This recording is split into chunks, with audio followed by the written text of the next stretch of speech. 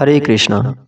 আমরা জানি রজগুণের ফলে কামনা বাসনা এসব জাগ্রত হয়, আর তমগুণে হিংসা আলস্য প্রমাদ এসব উৎপন্ন হয়, আর সত্যগুণের ফলে দয়া দান ক্ষমা ভগবানের প্রতি শ্রদ্ধা বিশ্বাস এসব উৎপন্ন হয়।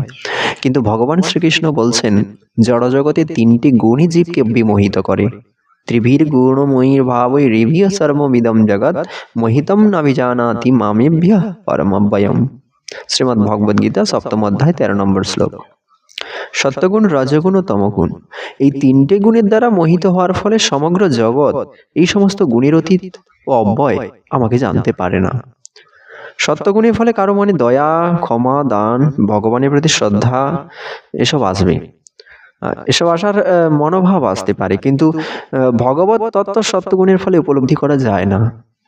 কেননা এই তিনটে গুণই হচ্ছে জড়জগতের।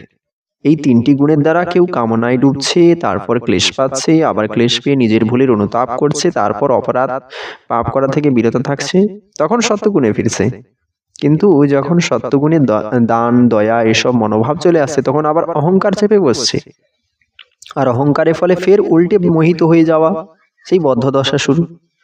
অনেকে আছে অনেক দান ধ্যান করছে, ওটা সত্যগুণেই, কিন্তু দান করে যদি ভাবে আমি করেছি, অহম যদি এসে যায়, ওখানেই শেষ। আর যেখানে সামান্য দান দয়া করে অহংকার চলে আসে, সেখানে ত্রিগুণাতীত ভগবত তত্ত্ব কি করে বুঝতে পারবে? সেই জন্য এই তিনটে গুণ ভগবত তত্ত্ব উপলব্ধি করাতে পারে না।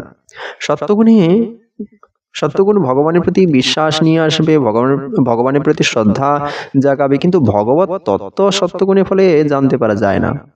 এর জন্য চিন্ময় স্তরে যেতে হয়, যেটা হচ্ছে তিনটি গুণের অতীত, যাকে শুদ্ধ সত্যস্তর বলা হয়।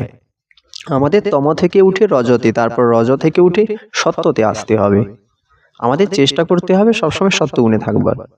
সত্যগুণে থেকে ভজন সাধন করতে করতে 4টি নিয়ম পালন করে গুরু গোবিন্দের আজ্ঞা পালন করে চললে তখনই ভগবান কৃপা করে এই তিনটি গুণের থেকে বের করে নিয়ে চিন্ময় স্তরে নিয়ে যাবে।